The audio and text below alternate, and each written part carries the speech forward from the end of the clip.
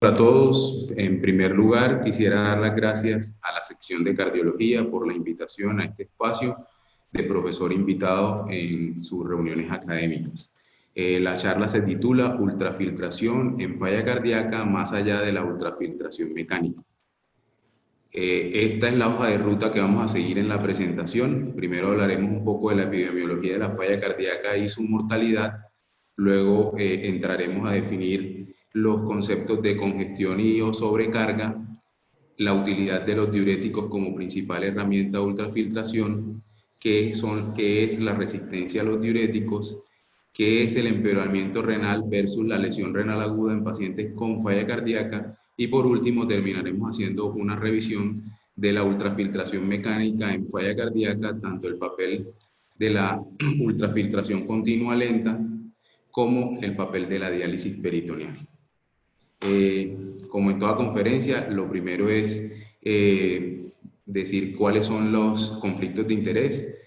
Para esta charla no tengo ningún tipo de conflicto de interés y aclaro que no soy ni cardiólogo ni especialista en falla cardíaca, soy nefrólogo con una maestría en ciencias clínicas y vamos a revisar los datos y dónde compaginan los datos de cardiología y nefrología en el papel fundamental de disminuir la sobrecarga de volumen en los pacientes con falla cardíaca.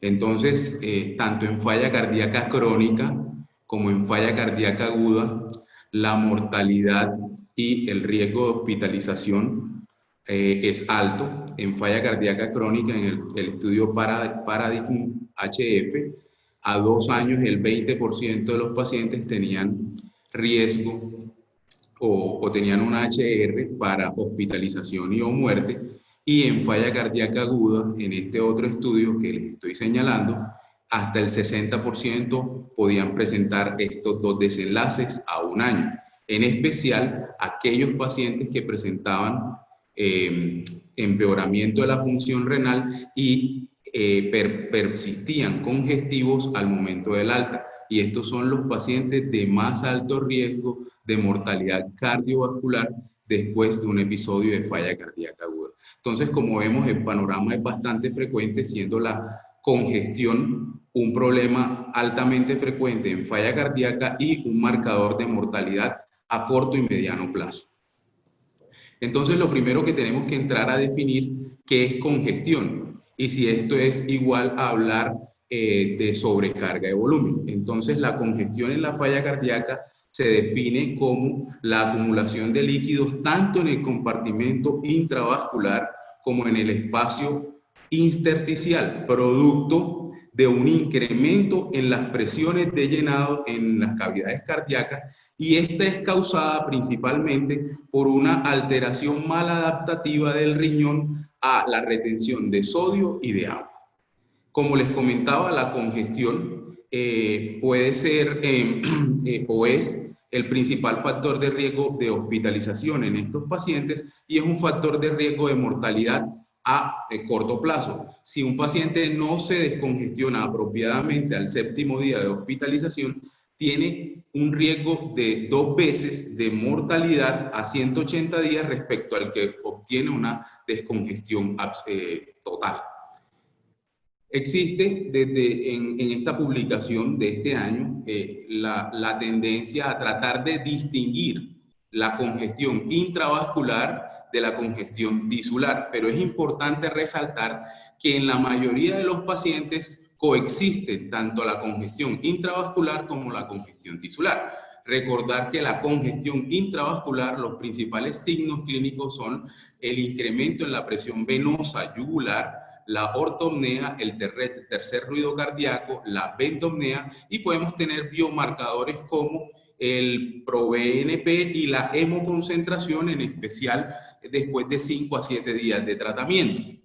Las técnicas, digamos, de imagen para poder evaluar la congestión intravascular incluyen la ultrasonografía de la vena cava inferior, la ultrasonografía de la vena yugular e incluso una ecografía renal.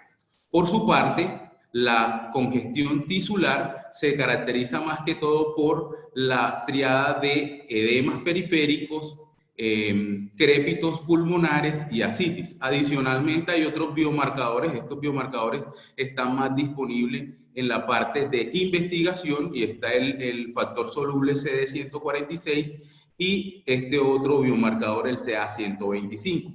Adicionalmente, como técnicas de imágenes podemos tener la radiografía de tórax, la ultrasonografía pulmonar, y en esto hay estudios muy bonitos señalando cómo el número de líneas B detectadas en el campo pulmonar por ultrasonografía se correlacionan con el grado de congestión tisular.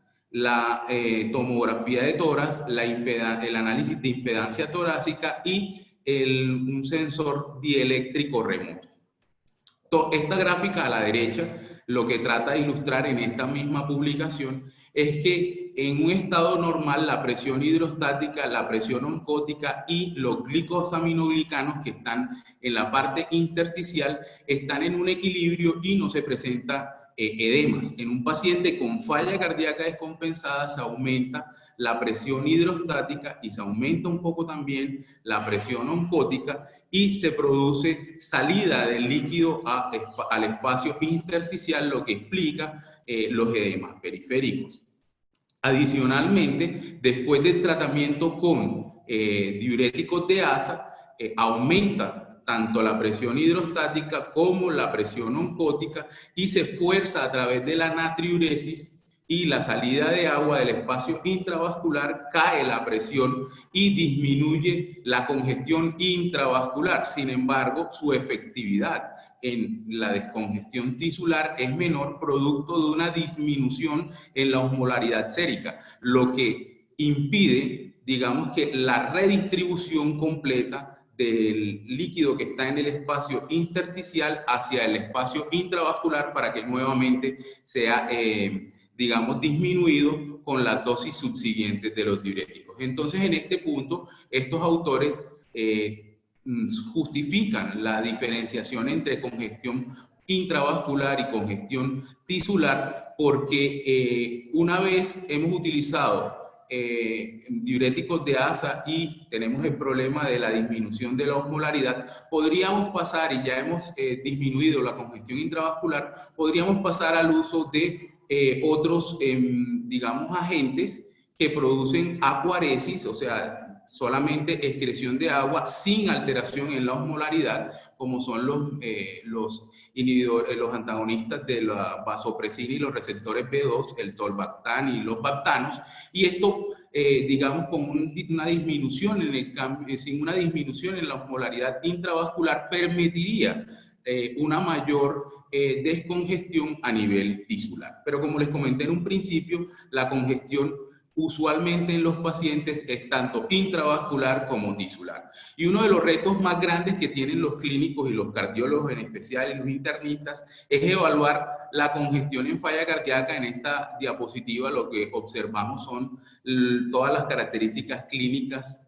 y de laboratorio que podemos tener en cuenta para utilizar puntajes en la evaluación de la congestión, y creo que al evaluar la congestión no es tan difícil como evaluar la euvolemia. O sea, cuando tenemos el paciente congestivo, la mayoría de clínicos coincidimos en que nuestro paciente con falla cardíaca, sea crónica o aguda, está congestivo, pero una de las cosas más difíciles es determinar cuando el paciente está euvolémico.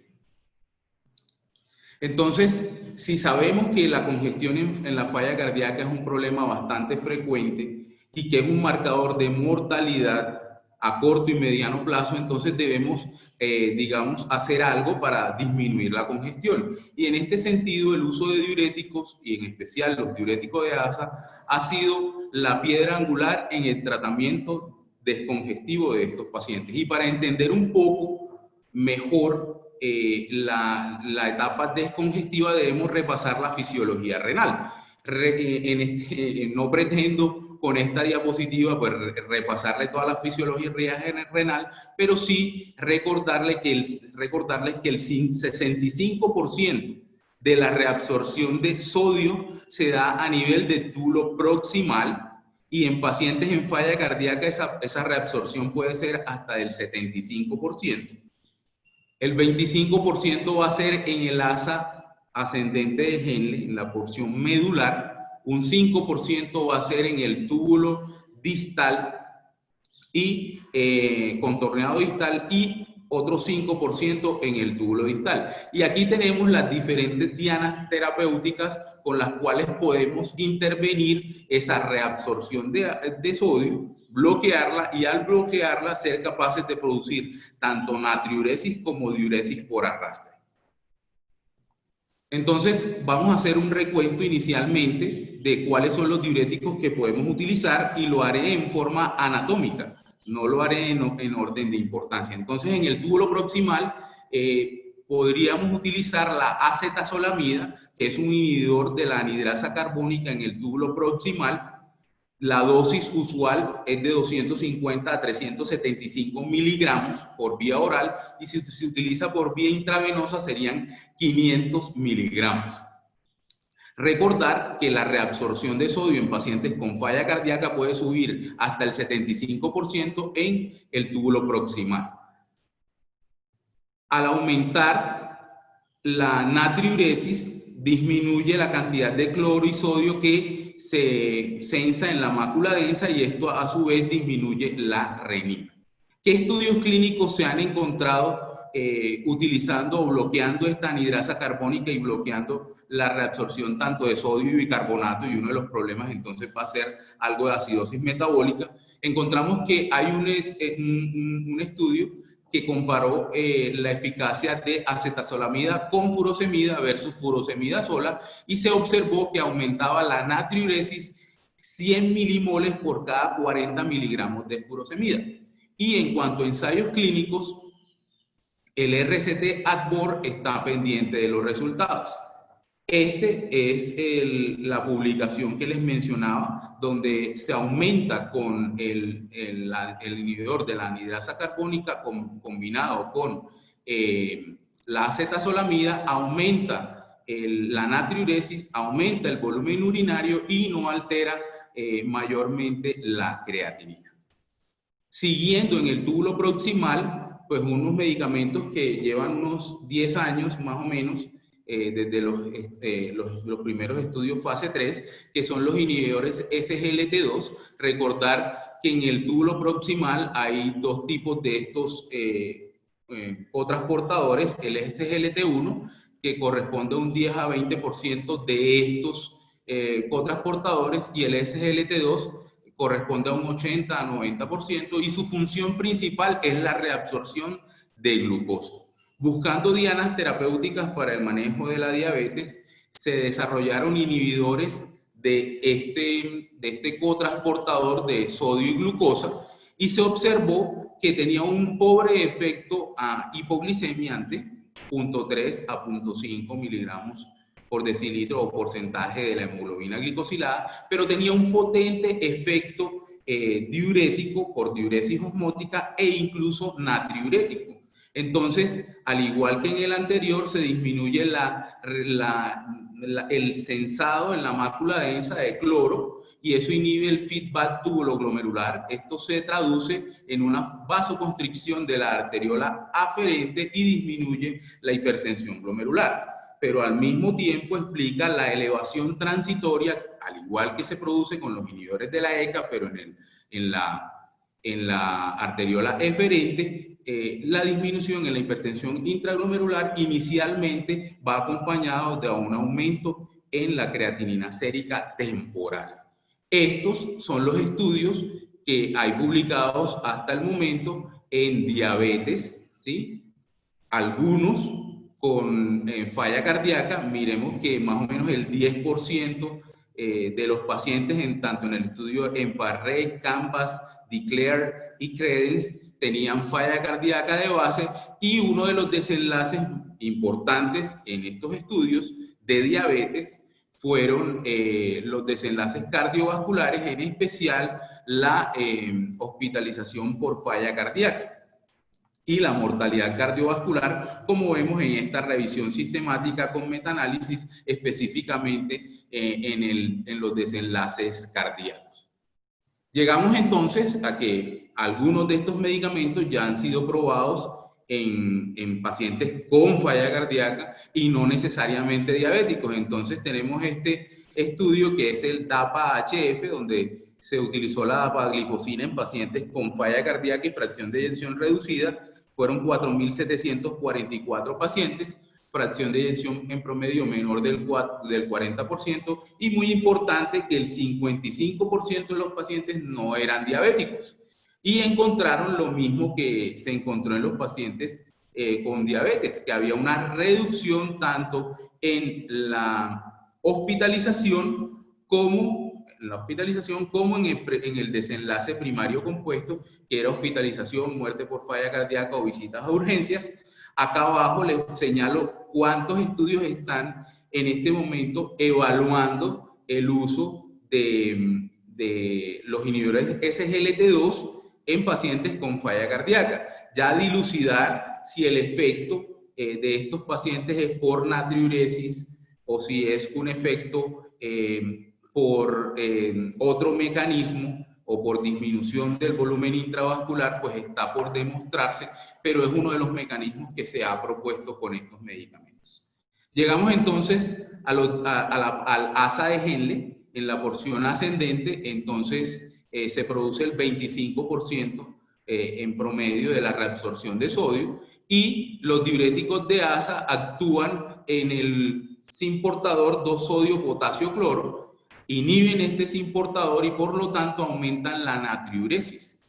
¿Qué problemas tienen los diuréticos de asa? Que en más del 90% presentan unión a proteínas y deben ser secretados a nivel del túbulo proximal para poder ejercer su acción.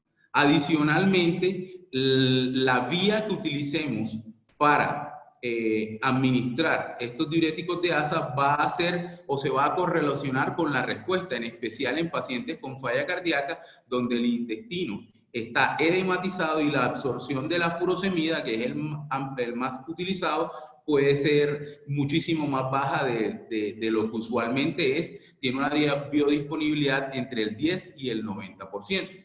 Existen varios tipos de diuréticos de asa: la furosemida, la toracemida, la bumetanida. Realmente no hay un ensayo clínico hasta el momento que demuestre una superioridad de uno sobre el otro. Hay uno ongoing entre toracemida y furosemida, específicamente en la efectividad y en descongestión en falla cardíaca.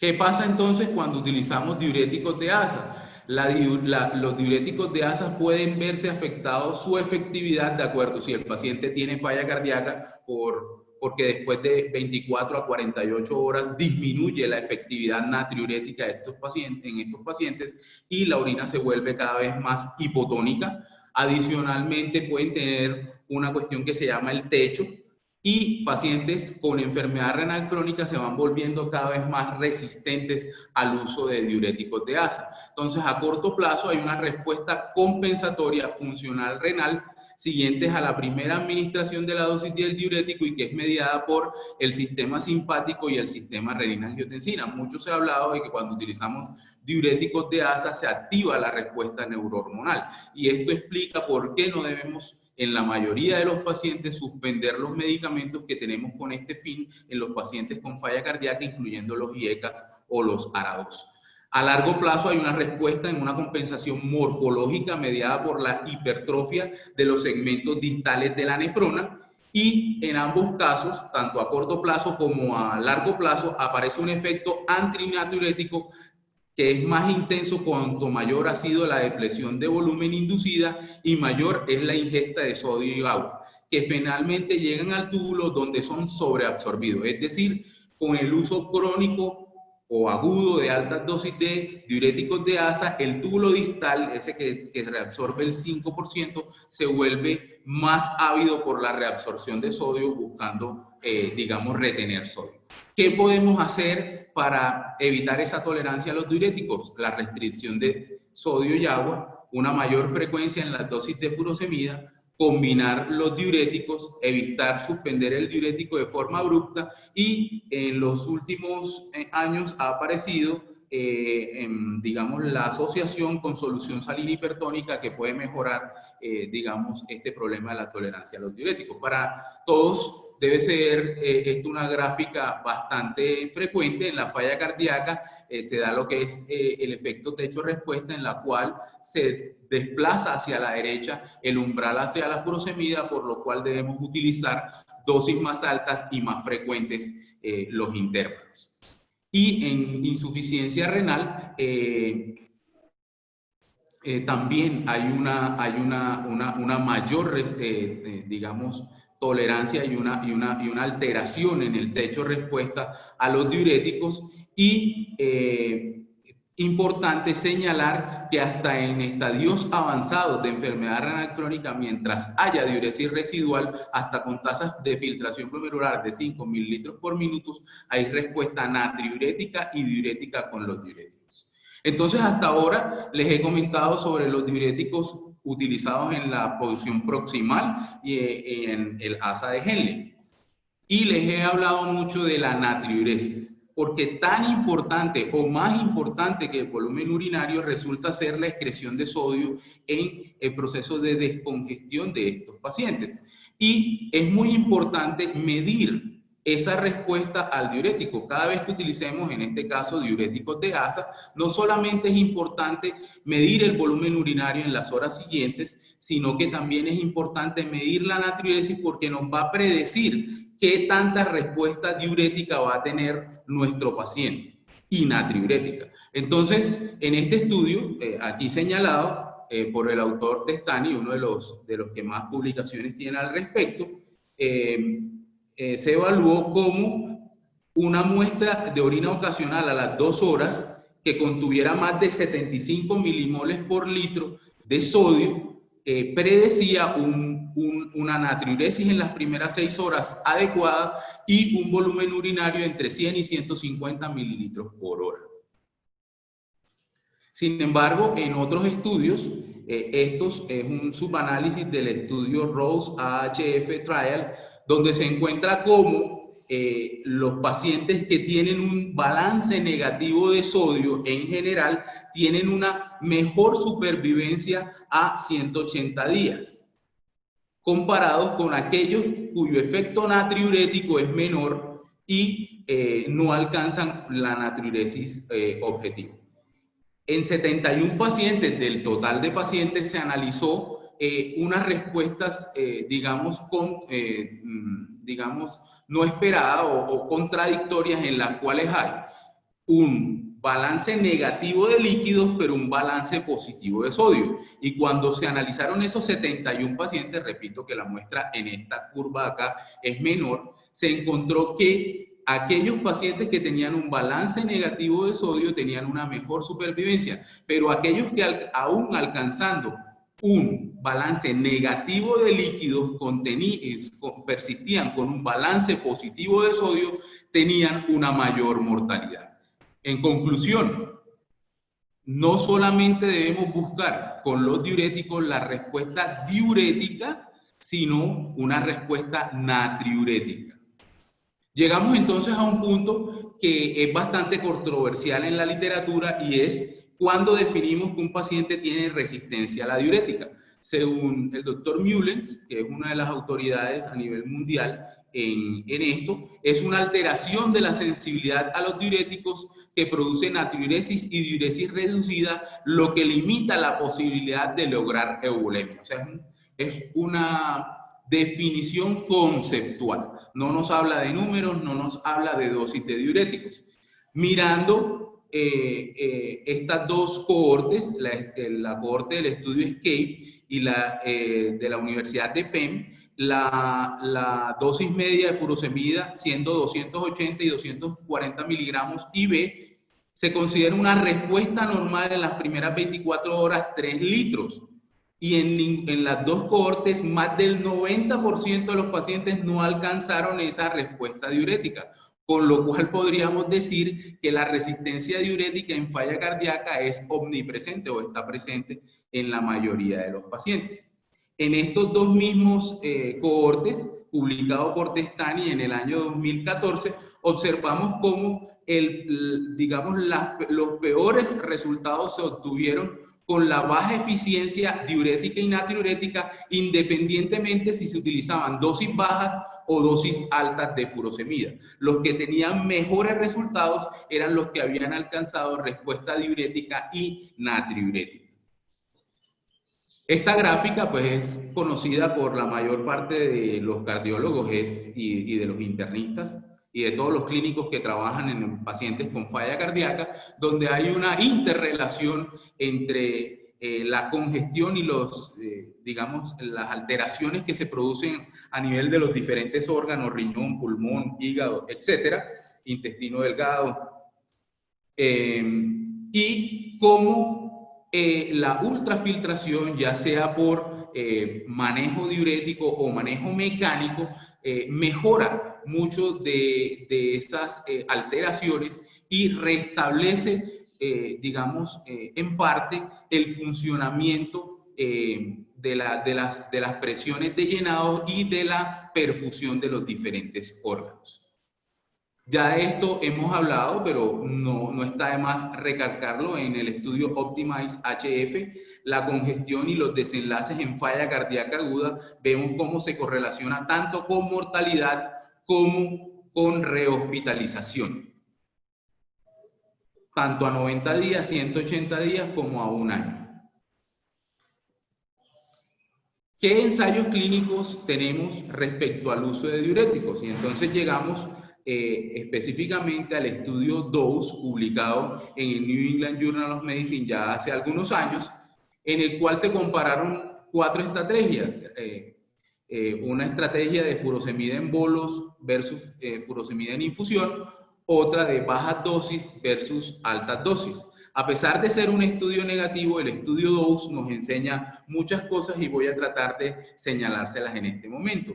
La dosis de furosemida era diferente si el paciente era naïf para los diuréticos de ASA o si el paciente ya venía recibiendo diuréticos de ASA. Si era alta dosis, era 2.5 veces la dosis que venía recibiendo, y si era baja dosis, era la dosis usual que venía recibiendo en casa, pero en forma intravenosa.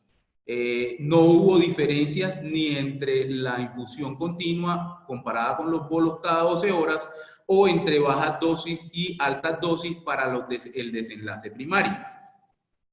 Y el cambio en la creatinina no fue significativamente en ninguno de los 4 grupos, ni con infusión continua, ni en bolos, ni en bajas dosis, ni altas dosis. Cuando vamos ya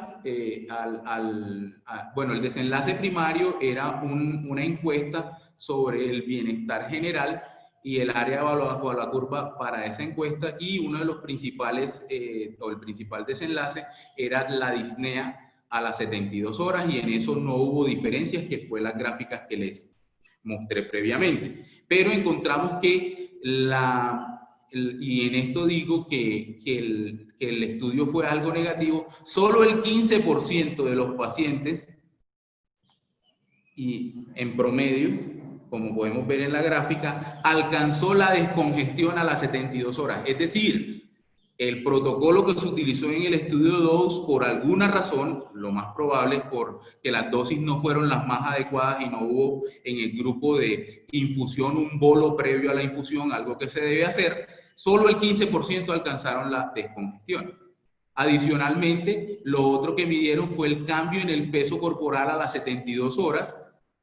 Fue de 6 libras, más o menos 0.9 en el grupo de bajas dosis y 8.7 libras en el grupo de altas dosis. Estos son desenlaces secundarios, o sea, las altas dosis resultaron en una mayor pérdida de peso, no necesariamente en una mayor pérdida de volumen intravascular y de congestión tisular, pero fue lo que utilizaron en este estudio. La pérdida de líquidos a las 72 horas fue de 3.5 litros en las bajas dosis y 4.8 litros en el de altas dosis, con una P estadísticamente significativa, y el incremento en la creatinina definido, o el empeoramiento definido como un aumento de más de 0.3 dentro de las primeras 72 horas, fue levemente superior en el grupo de altas dosis de furosemida. Digo también que el estudio DOSE, digamos, no fue un estudio negativo, a pesar de que nos deja muchas enseñanzas, porque el 43% de los pacientes a 60 días presentó alguno de los desenlaces, muerte, rehospitalización o consulta por urgencias.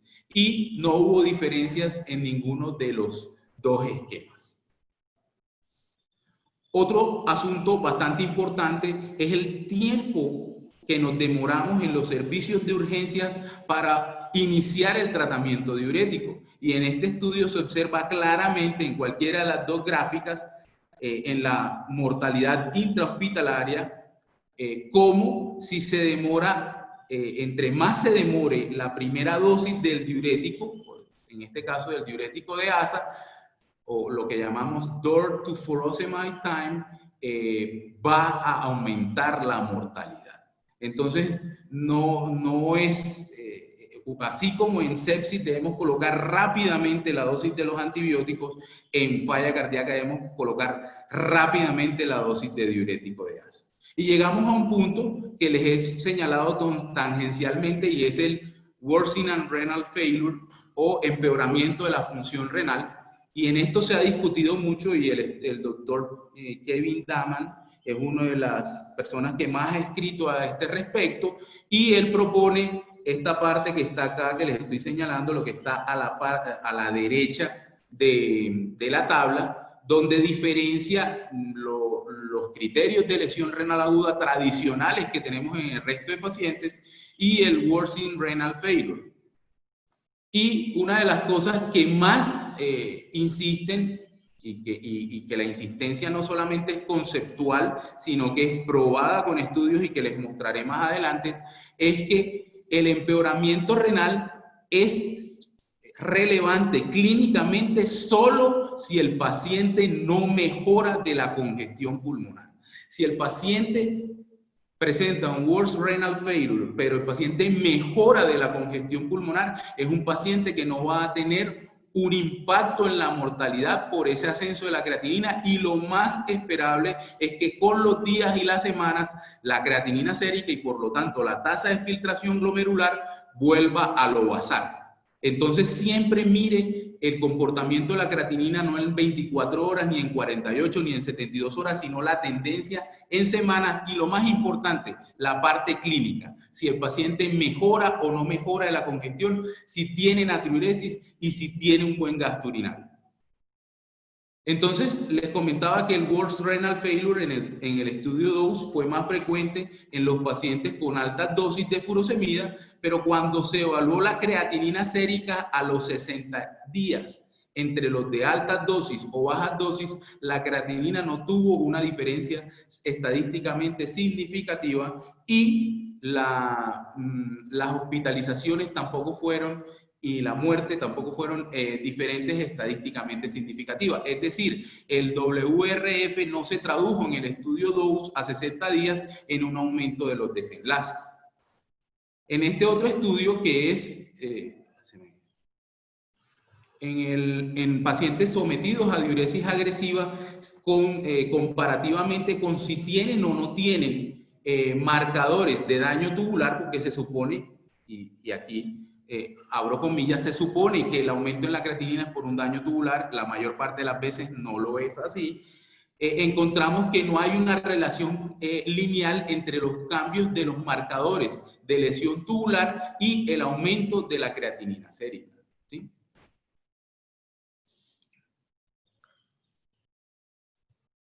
Cuando dividimos entre los pacientes que sí tuvieron empeoramiento de la función renal y los que no tuvieron empeoramiento de la función renal, vemos que la mediana de los marcadores de lesión tubular, ya sea el NGAL, el KIM o el NAC, no fueron estadísticamente significativos la diferencia. Y cuando hacemos la supervivencia a largo plazo, ¿a quiénes les fue peor? A aquellos que tenían un leve cambio o incluso mejora de la función renal y biomarcadores de lesión tubular, tuvo los peores resultados. Los mejores resultados, los que tuvieron una disminución en la función renal y un aumento en los marcadores de lesión tubular. Es decir, cuando la creatinina se aumenta por el uso de la furosemida, probablemente ese paciente no tiene tantos problemas como el que no tiene marcadores de lesión tubular. ¿Esto por qué? Porque el que no tiene marcadores de lesión tubular, el aumento en la creatinina sérica probablemente sea por un aumento en la respuesta neurohormonal de estos pacientes. Aquí volvemos al estudio que les mostré en la primera diapositiva, publicado por Metra en el año 2012, donde se observa cómo los pacientes que tienen empeoramiento de la función renal solamente tienen un peor pronóstico si son o si persisten congestivos al momento del alta. Si el paciente tiene empeoramiento de la función renal, pero el paciente se va sin congestión residual, el paciente tiene la misma supervivencia a mediano y largo plazo que el paciente que no tiene empeoramiento de la función renal y se va libre de congestión para la casa. O sea que el marcador fundamental es la congestión, ya sea con falla renal o no, al momento del alta. En este otro estudio no solamente evaluaron lo del estudio anterior, sino si el paciente se iba o no se iba con hemoconcentración. Recordar que si el paciente presenta hemoconcentración después de 7 o 8 días de tratamiento diurético, en teoría está reflejando algo de disminución del volumen intravascular y de la sobrecarga total, y por lo tanto se comporta como un marcador parecido a la congestión. En esta otra diapositiva también ilustra lo mismo, la congestión persistente, más no el empeoramiento de la función renal, se asocia con resultados adversos. También lo han explorado la utilidad de los péptidos natriuréticos y la combinación con si presentan empeoramiento o no de la función renal, y aquellos pacientes que el péptido natriurético le reduce más de un 30% y no presentan empeoramiento de la función renal son los de mejor supervivencia, seguidos de aquellos que presentan más de 30% de reducción y no presentan empeoramiento de la función renal. De nuevo, el empeoramiento de la función renal solamente es significativo en el caso de que la congestión persista.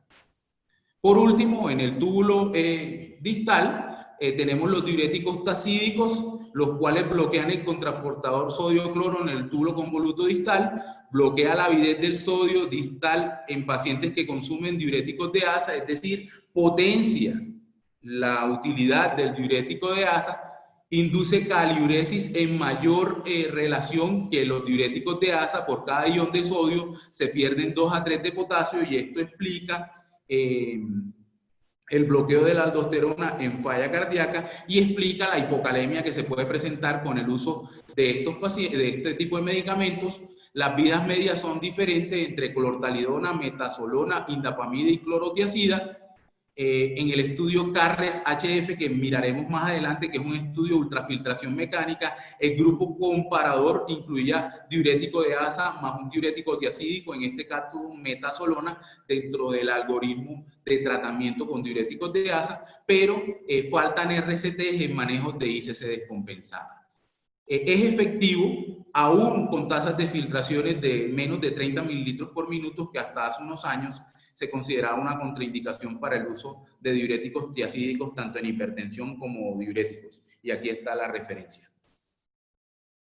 Finalmente, en el túbulo podemos encontrar también los antagonistas mineralocorticoides. Son diuréticos, pero realmente no lo utilizamos como diuréticos, realmente los utilizamos como moduladores. Modulan las expresiones de la expresión de los canales de sodio y potasio en la nefrona distal. Para todos ustedes, el estudio RAILS y el EFISUS en falla cardíaca son estudios conocidos donde se utilizó espironolactona y eplerenone respectivamente. Contrarrestan el escape de la aldosterona que se da entre 4 y 8 semanas después del inicio de IECAS o ARA2. Su poder diurético es limitado, pero su pico de acción es después de 72 horas, y por eso en los ensayos clínicos que hay, probablemente al medir la respuesta diurética en las primeras 72 horas no va a ser el mejor medicamento, ni la espironolactona ni el eplerenone. El Athena Heart Failure Trial evaluó dosis de 25 miligramos con dosis de 100 miligramos de espironolactona sin diferencias a las 72 horas, pero cuando evaluaron en un análisis post-hoc, la diuresis después de 72 horas fue significativamente mayor. Vigilar la hipercalemia, y es útil en pacientes que estamos con diuréticos de ASA para descongestionarlos y presentan hipocalemia asociada al uso de estos diuréticos. Por último, las acuoporinas, en este caso los bactanos, son antagonistas de los receptores B2 de la vasopresina. Esos receptores B2 o acuaporina 2 explican la reabsorción de agua en el túbulo distal. No es un natriurético, por lo tanto es útil en aquellos pacientes con falla cardíaca que están hipervolémicos pero están hiponatrémicos. Adicionalmente, aumentan la presión oncótica, lo que ayuda a la redistribución del líquido extracelular a la vasculatura, y en esto entra a jugar lo que les mencioné en un principio, que una vez se mejora la congestión intravascular, los medicamentos tipo acuoporina podrían ser útiles en ayudar a reducir la congestión tisular. El ensayo clínico Everest-HF, que utilizó tolvaptan en pacientes con falla cardíaca, fue negativo. No mejoró ni la mortalidad ni la hospitalización por falla cardíaca. Estos otros dos estudios están este está pendiente de la publicación. Este es un avance aquí, el Aquamarine y el Avanti también, que está reclutando pacientes en el uso de bactanos. Entonces, finalmente, con todo este panorama, lo que yo les quiero mencionar son tres cosas. La descongestión en falla cardíaca, la primera línea de tratamiento siempre será, hasta que se demuestre lo contrario, el uso de diuréticos, especialmente los diuréticos de ASA. La natriuresis es algo bastante importante a considerar en estos pacientes, y el WRF solamente es clínicamente significativo si el paciente no presenta descongestión de los síntomas. Y este es un algoritmo de la guía de uso de diuréticos de la Sociedad Europea de Cardiología, donde se resume, digamos, en estas dos diapositivas, lo que se debe hacer con estos pacientes, y cuya sustentación teórica es la que les acabé de mostrar. Entonces, llegamos a aquel paciente que no responde a la descongestión por diuréticos, ya sea porque tenga una resistencia a los diuréticos o porque el volumen urinario, a pesar de ser adecuado, no alcanza niveles de descongestión. Y entonces llegamos a lo que se conoce como ultrafiltración, y la ultrafiltración no es más que la remoción de agua plasmática libre de proteínas a través de una membrana semipermeable generada por un gradiente de presión osmótica o de presión hidrostática a ambos lados de la misma, lo que conocemos como presión transmembrana. Aquí tenemos una membrana. Aquí tenemos en este compartimento la sangre, ejercemos una presión. Esa presión a través de la membrana hace que se traslade algunos solutos, que será convección dependiendo de los poros de la membrana, pero el objetivo fundamental es sacar agua, y esa agua es lo que conocemos como ultrafiltración.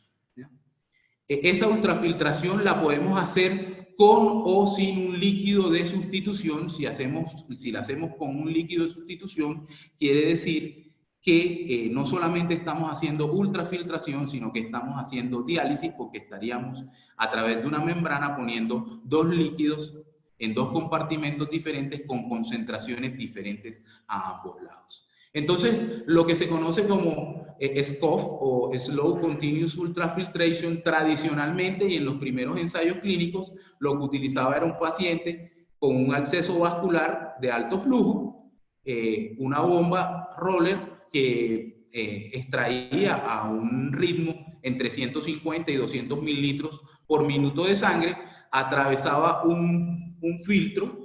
No había un líquido de sustitución, por lo tanto era ultrafiltración solamente. Aquí se ejerce una presión, y esa presión produce, a través de la presión hidrostática y de la presión transmembrana, un efluente, y ese efluente era el líquido ultrafiltrado. La sangre restante, con menos cantidad de líquido, pues es devuelta al paciente. En los últimos años se han desarrollado otros dispositivos que no necesitan catéteres de alto flujo, sino que necesitan un supercatéter de más o menos 18 en el diámetro de la aguja, son parecidos a los cartuchos que se utilizan en plasmaféresis por vena periférica, y tiene la ventaja entonces que el circuito es de solo 50 mililitros de sangre, no necesitas un acceso vascular, es portátil, y los resultados, digamos, en cuanto a efectividad de ultrafiltración, son parecidos a los de ultrafiltración tradicional. ¿Qué ventajas podría tener la ultrafiltración versus la terapia diurética? No hay una activación neurohormonal, se remueve agua plasmática isotónica, un control preciso de la tasa y la cantidad de fluido removido, y en esto hay que señalar que por cada litro de ultrafiltrado en esta máquina más o menos se extraen 130 milimoles de sodio, o sea que más o menos tenemos una respuesta natriurética predecible. La restauración de la respuesta al agente diurético, sabemos que el edema renal y la sobrecarga de volumen per se, el edema de los túbulos hace que el paciente no responda también a los diuréticos. Si lo descongestionamos, lo desedematizamos, probablemente responda nuevamente a los diuréticos. No tiene un efecto en la concentración de los otros electrolitos, a menos que hagamos diálisis y no solo ultrafiltración. Se puede hacer por catéter periférico o catéter venoso central. ¿Qué problemas tiene? Necesita anticoagulación y necesita un circuito extracorpóreo. ¿Cuáles han sido los diferentes problemas en los diferentes estudios? Embolismo aéreo, hemólisis, reacciones al filtro, coagulación del circuito y por lo tanto pérdidas sanguíneas importantes, hemorragias, infecciones asociadas a catéteres, etc. Está indicada en falla cardíaca resistente a diuréticos. Se puede hacer, esta es una de las primeras máquinas, esta es por allá del año 2006. Se puede hacer una ultrafiltración entre 1 y 8 mililitros por minuto, lo que más o menos va entre 150 y 300 mililitros por hora, o 5 a 7 litros al día. Hay una mínima depuración de soluto y no está indicada en pacientes urémicos, hipercalémicos o acidóticos, porque en esos casos necesitaríamos la hemodiálisis. Entonces, empezamos con el primer ensayo clínico, el Rapid CHF Trial. Comparó la ultrafiltración con el cuidado usual. Fueron 40 pacientes solamente, es una falla cardíaca hipervolémica estable. Compararon el cuidado estándar con la ultrafiltración, la creatinina promedio era 1,6, y el desenlace, nuevamente un desenlace que no es lo que queremos en falla cardíaca, pero bueno, eran ensayos clínicos exploratorios. Pérdida de peso a las 24 y 48 horas, y la pérdida de peso pues fue un poco mayor en los pacientes con ultrafiltrado. El estudio ONLOAD, que es uno de los más citados en todas las revisiones sistemáticas y en las revisiones de tema, fue publicado ya hace 13 años. 200 pacientes también con falla cardíaca hipervolémica que no tuvieran hipotensión. La ultrafiltración fue comparada con la terapia estándar, una creatinina promedio de 1,5. Los desenlaces en este estudio, sí hubo unos desenlaces mejores, no solamente la pérdida de peso, sino la rehospitalización a 90 días y los eventos adversos. Aquí en esta primera gráfica observamos cómo hubo una mayor pérdida de peso en la ultrafiltración mecánica a las 72 horas. El score de disnea fue muy parecido, o sea, el alivio de la disnea no fue diferente en el estándar de tratamiento versus el brazo de ultrafiltración, y el aumento de la creatinina sérica sí fue significativamente mayor, tanto intrahospitalario como hasta los 30 días después de la hospitalización en el brazo de ultrafiltración. Este es el porcentaje de pacientes libres de rehospitalización a 90 días, en el cual fue menor en el brazo de ultrafiltración. Sin embargo, hubo mayores efectos secundarios como sangrado, infección y el empeoramiento de la función renal. Estos son los Eventos adversos, como les mencioné, hipotensión en una gran cantidad de pacientes, probablemente por la tasa de ultrafiltración tan alta en la que fue programado los pacientes. ¿Qué problemas tiene el estudio en on-load? La dosis promedio de furosemida es 124 miligramos día, lo cual es una dosis baja en pacientes que están congestivos con falla cardíaca. 40% de los pacientes no recibieron dosis bolo de diurético, solo la infusión. Pacientes solamente hemodinámicamente estables, se excluyeron pacientes que necesitaban vasopresores y no se realizó una restricción hídrica adecuada en ninguno de los dos estudios. Posteriormente fue publicado el estudio CARRES-HF en el New England Journal of Medicine. La ultrafiltración en falla cardíaca descompensada con síndrome cardiorrenal, 188 pacientes que tuvieran falla cardíaca y lesión renal aguda, ultrafiltración versus terapia farmacológica escalonada, un promedio de creatinina mayor, estadios 4 prácticamente, creatinina en 2, 1 en 50 y el desenlace nuevamente son desenlaces blandos, por así decirlo, pérdida de peso y aumento de creatinina al cuarto día. Vemos cómo la pérdida de peso no fue significativamente diferente entre el uso de diuréticos, que en este caso, como les mencioné en un principio, era diurético de asa más un diurético tiacídico en una gran cantidad de pacientes versus la ultrafiltración. Pero el aumento de la creatinina solo se presentó en el brazo de ultrafiltración. Esto es lo que les he mencionado, hasta los 60 días se persistió el aumento de la creatinina sérica en los pacientes, la diferencia, entre la creatinina sérica en el grupo de ultrafiltración versus el grupo de diuréticos fue significativamente diferente hasta 60 días después, siendo mejor la creatinina sérica en los pacientes que utilizaron diuréticos.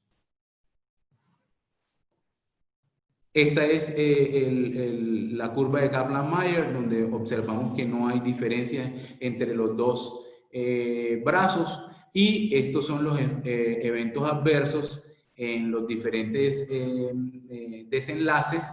La falla renal fue muy parecida en ambos grupos, la anemia fue más prevalente en el grupo de ultrafiltración, la hemorragia gastrointestinal se presentó en 7 pacientes, neumonía en 10 pacientes, la sepsis en 8 pacientes, es decir, las complicaciones infecciosas fueron mayores en el grupo de ultrafiltración. Comparando los dos estudios, pues, como les comenté, los pacientes en el CARRES-HF tenían unos niveles de creatinina sérica mayores y el brazo de terapia farmacológica fue mejor establecido en el estudio CARRES-HF. Miremos cómo la pérdida de peso a las 96 horas fue casi que idéntico entre los dos grupos, 5.7 kilos en el grupo de ultrafiltración y 5.5 kilos en el grupo de diuréticos. Los defensores de la ultrafiltración mecánica pues señalan que en el CARRES-HF la ultrafiltración era estándar, 200 mililitros por hora, y no era una ultrafiltración personalizada, que hubo una combinación de diuréticos en el otro brazo. En el on-load, los que critican el on-load, la dosis no fue protocolizada para la terapia médica, entonces abogan por una necesidad de una comparación justa y señalan esta publicación, que es el análisis por protocolo del CARRES-HF, y muestran cómo la ultrafiltración se asoció con una mayor pérdida de fluidos y pérdida de peso respecto a la terapia farmacológica, pero esto no se tradujo en los desenlaces duros como hospitalización, muerte o visita por urgencias en estos pacientes. El estudio QOL es un estudio italiano en el cual, un estudio pequeño de 56 pacientes, falla cardíaca hipervolémica, ultrafiltrado contra terapia estándar. El desenlace primario fueron las rehospitalizaciones por falla cardíaca un año. Encontraron que las hospitalizaciones a un año eran menores en el grupo de ultrafiltración. Por último, en cuanto a ultrafiltración mecánica, el ABOY HF planeaba tener 810 pacientes, terminó con 224 pacientes, y lo que encontró fue que no había una diferencia en cuanto a los desenlaces duros a 90 días de rehospitalización por falla cardíaca o muerte. Entonces, ¿qué tenemos en cuanto a ultrafiltración a la luz de la evidencia? Hay evidencia limitada para apoyar la ultrafiltración como terapia de primera línea sobre los diuréticos de ASA en pacientes con insuficiencia cardíaca descompensada. Por lo tanto, en la mayoría de los centros, incluyendo los donde trabajamos, la ultrafiltración se reserva como una terapia de rescate para aliviar la congestión si falla la atención farmacológica escalonada, y esto es muy importante, tener unos protocolos establecidos de cómo utilizar los diuréticos, y estamos a la espera del estudio PURE HF, que compara un nuevo sistema de ultrafiltración, tiene unos 4 o 5 años esta maquinita, que es portátil, y que va a evaluar no solamente el peso y la pérdida de volumen, sino la hospitalización por falla cardíaca a 90 días. Pero ¿qué pasa? ¿Qué otras estrategias tenemos? Entonces hicimos una estrategia de búsqueda para la utilización de ultrafiltración peritoneal o diálisis peritoneal. Encontramos alrededor de 54, 56 artículos, la mayoría son reportes de casos, series de casos, siendo las cohortes más importantes una cohorte alemana publicada en el año 2019 y una cohorte española que tiene varias publicaciones. Entonces, la diálisis peritoneal en falla cardíaca refractaria se puede utilizar con o sin insuficiencia en enfermedad renal crónica adicional.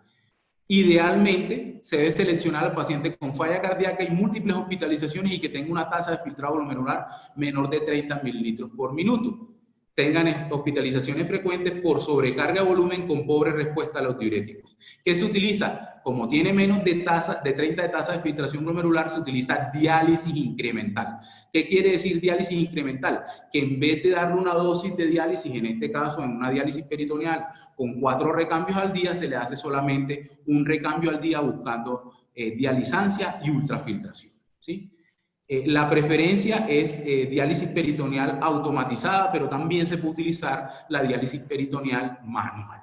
Si el paciente tiene falla cardíaca refractaria y no tiene enfermedad renal crónica, o sea, tiene tasa de filtración glomerular más de 60 mililitros por minuto, ya entramos a la evidencia casi que escasa, son reportes de casos.